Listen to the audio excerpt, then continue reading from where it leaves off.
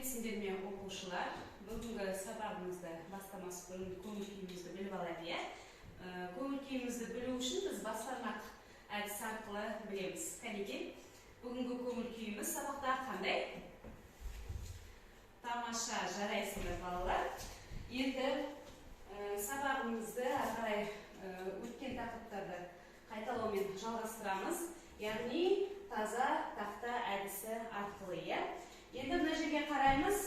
Бұл жерде бізде сұрақтар берілген, көріп тұрмыз, өткен тақырыптар бойынша. Бірінші сұрақ бізде, Снежана, етістік дегеніміз не? Іс әрекетін сөз табы, сұрақтарға жауап береді.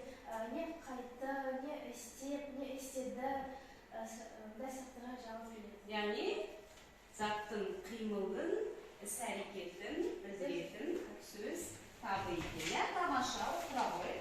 Ағарай, келесі сұрақ. Сабина, Істің болғанын болымды етістік деген не? істің болғанын болып жатқанын білдіретін етістікті болымды етістік деп аталады.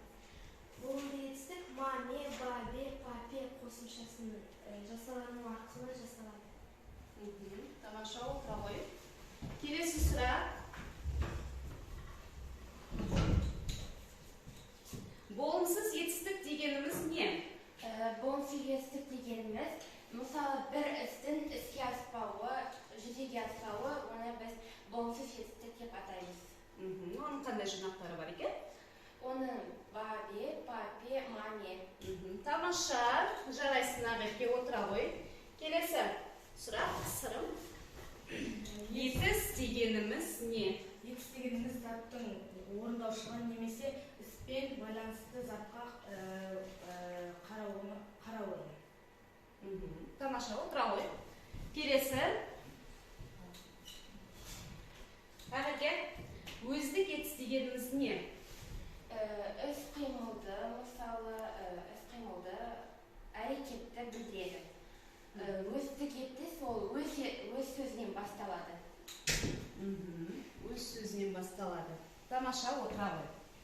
Міне біз тақтамызды тазарттық, Тамаша, ағарай. Енді сабағымызды бастамас бұрын барлығымыз көңілімізді бейне көрініске аударайық. Алтын айтпай жазып қалған. 1931 жылы Зайсан қаласында дүниеге келген Ораз Мұсағалиұлы жайлы Қазақстан Республикасы орталық мемлекеттік архивінде құжаттық деректер сақталған. Спорт тарихындағы мына бір қызықты мәлімет назарыңызды аударады.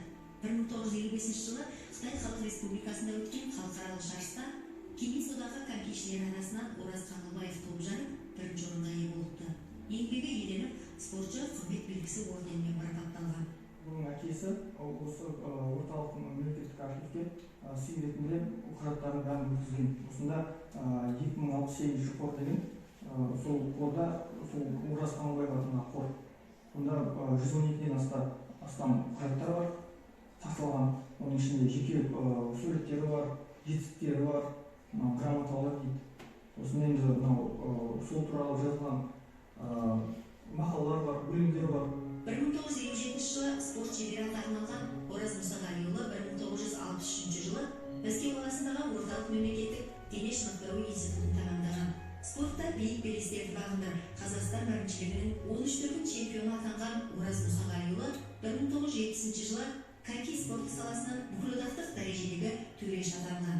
Соның замандастары көбісі ол кісіні мақтайды, өте қарапайым, жақсы кісі болғаны, бапкер ретінде де көп адамдарды жаттықтырып, көп жетістіктерге жеткізген. Жалпы тек Қазақстан және Кеңес одағымыз бүкіл әлемде әйгілі конькиші болған.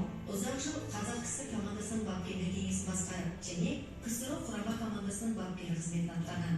Ораз Мұсағалиұлы 1978 жылы дүниеден озғанша ізбасарларын тәрбиелеп, еліміздегі коньки спортын өркендеу жолында аянбай еңбек етті.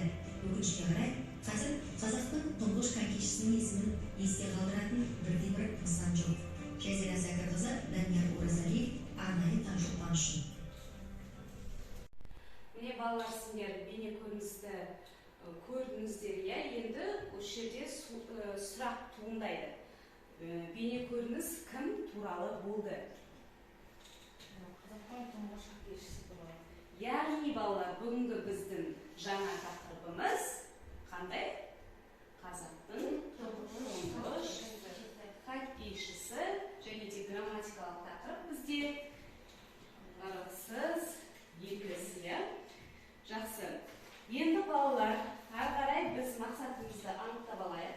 Бүгінгі біздің сабағымыздың мақсаты тыңдалған мәтіннің мазмұнын түсіну, детальді ақпаратты анықтау. Жақсы. Енді қазір балалар дәптерлеріңді ашып, бүгінгі күнді жазыңдар. Ақпанның 23-і сынып жұмысы. Күнді жазып болсаңдар, балалар, кітабыңыздың 142-ші бетін ашайық. 3-ші тапсырманы қараймыз. Сырым оқы ғой.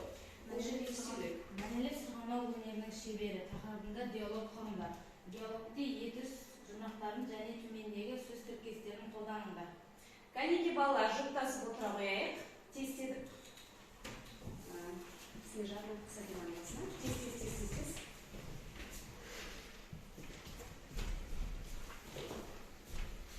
Яғни тапсырма сіздерге түсінікті, бұл жерде не істеуіміз керек? Денис тен туралы берілген мәлімет бар, соны қолдана отырып, біз диалог құрастыруымыз керек.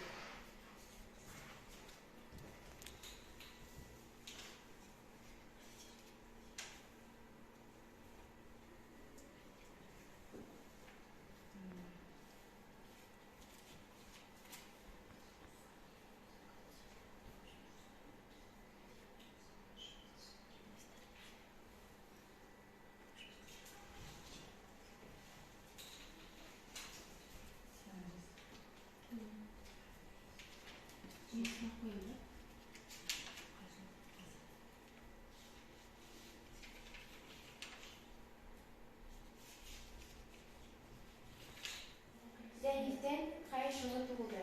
Денистен 1903 жылы туған. Ол не нәрсемен айналысты? Теннис, акробатика, таэквондо, каратэмен және де жүзумен айналысқан. Ол нешінші жылы Сочи олимпиадасында күміс жүлдегер атанды? Ол 2013 жылы. Олимпиадада қанша жасында күміс жүлдегер болды? Ол 19 жасында әлем чемпионатында күміс медаль алды. Тамаша, жарайсыңдар, отыра қойыңдар балалар. Жаңағы диалогтарында сіздер етісін қай түрлерін қолданыңдар? Біз өзге етісті қолдандық. Денистен теннис, акробатика, таэквондо, карате, жүзумен айналысқан. Жақсы, бұл жерде біз қандай етісті көріп тұрмыз?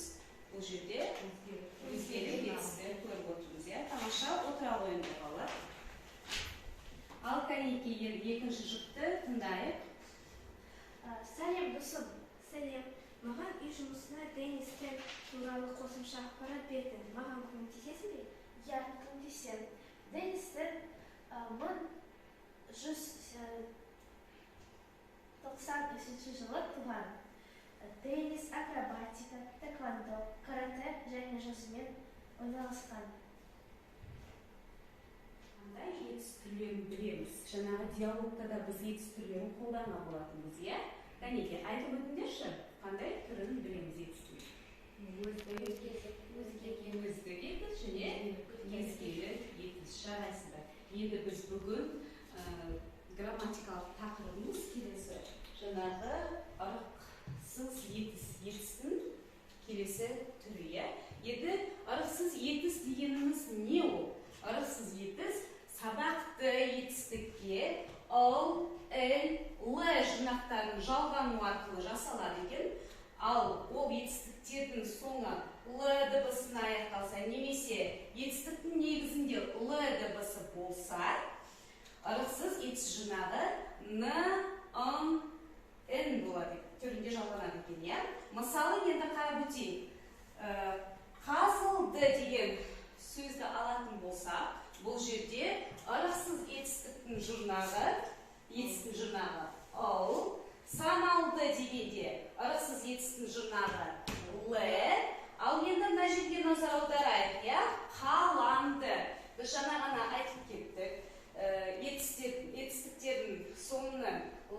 дыбысына аяқталса немесе негізінде Л дыбысы болса дедік, иә, ол кезде біз Н, Н жұрнағы жалғанады дедік.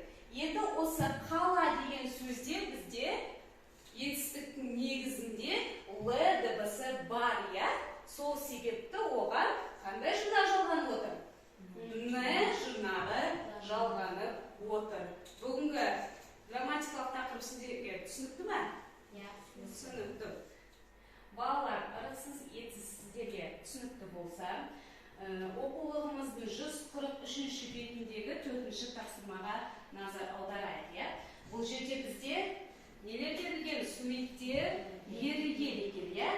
Осы тапсырмада не істеуіміз керек? Сабина, оқи ғой. Суреттегі оқиғаларды айтып бер. Іс-әрекетті сипаттауда етістіктің ырықсыз етістігін қолдан. Тамаша. Ал бірінші суретке қарайық. Қар тазаланды. Қар тазаланды, иә? Жақсы. Келесі. Шөп тасылды. Немесе шөп шығарылды. Шөп шабылды. Жиналды деуге болады, иә? Бұл жерде біз қандай жұрнақты жалғадық? Ырықсыз етістің. Л жұрнағын жалғадық. Тамаша. Келесі сурет. Снежана. Мұнда Жер істелді. тазаланды. Жыртылды. Жақсы. Бұл жерде біз тағы да ырықсыз етістің Л жұрнағын қолдандық. Тамаша. Келесі сурет бізде. Ақерке. Еден жуылды. Бұл жерде біз ал жұрнағын қолдандық. Міне, жалпы ырықсыз етіс бізге түсінікті ме? Түсінікті. Тамаша.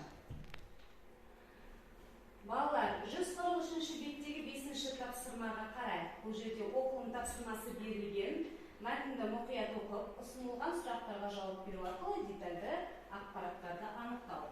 Келесі бізде бағалау критерий мәтін мазмұнын анықтай аласыңдар, детальді ақпаратты анықтайды. Дескриптор мәтін мазмұнын анықтайды, детальді ақпаратты анықтайды.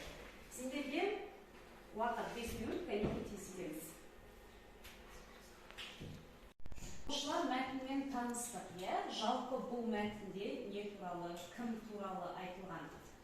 Елімізде дәліғen қарысқан қазақ қызы туралы. Әрекет. Елімізде намазын қорғаған Кенже Сәсекеновна Батыр қызы туралы. Тамаша, жарайсың. Детальді ақпаратты таптық ба? Сырым, бастай ғой. Кенже Сәсекенова Қазақстанның 5 дүркін чемпионы. Тамаша, әрекет. Бес қазақ қыздарынан шыққан тұңғыш спорт шебері. Тамаша, Сабина.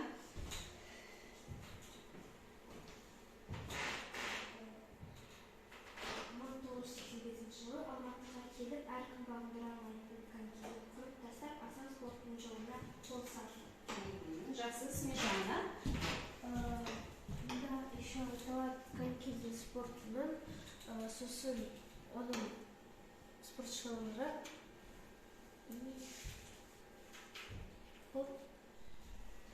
Келесі тапсырма балалар бізде жұптық жұмыстарда жұптасып отырайық. Әрекет сырының қасына отыра ғой. Келесі тапсырма бізде еліміздегі мәнерлеп сырғанаудың кешегісі мен бүгіні. Яғни сендер бұрынғы өткен жылдардағы біздің мәнерлеп сырғанау қандай дәрежеде болды, ал қазір қандай дәрежеге жетті. Сіздерге мен 2 стикер бердім, біреуіне кешегісін жазасыңдар, біреуіне бүгінгісін жазасыңдар да, мына жерге жабыстыруларың керек. Жақсы ма? Тапсырма түсінікті ме? Орындаймыз. Кәнеке балалар, біз еліміздің бүгіні және кешесі. Сырым бастауы. Оқи ғой, жазғаныңды. Бүгінгі кезде коньки дамыған себебі Денистен сияқты адамдар көп. Тамаша, жазыстыра ғой. Екінші. Кешегі кезде коньки қатты дамымаса да өзге елден қалыспаған. Тамаша.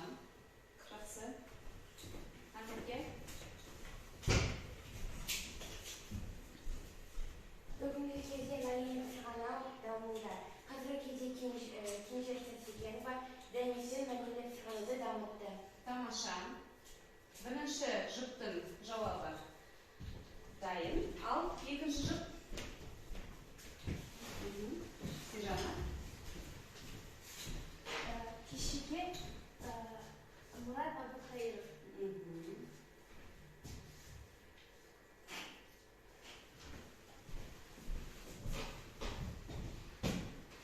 Бүгінгі кезде Денисмен деген конкурсты бар.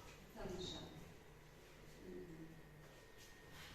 Міне балалар, біз еліміздегі мәнерлеп сырғанаудың бүгіні мен ертеңі туралы айттық. Оқушылар бүгінгі енді сабағымызды қорытындылау үшін дұрыс емес әдісін қолданғым келіп отыр. Бүгінгі сабақта сендер не түсіндіңдер, не түсінбедіңдер, осы әдіспен тексеретін боламыз. Қазір әрқайсысына сұрақ қойылады. Егер де сендер дұрыс деп келісетін болсаңдар, дұрыс орындығына отырасыңдар. Егер де келіспесеңдер, дұрыс емес орындығына отырасыңдар. Жақсы ма? Бірінші сұрақ Ақеке саған. Ырықсыз етіс жұрнақтары сал етістікке жалғанады. Дұрыс па, дұрыс емес па?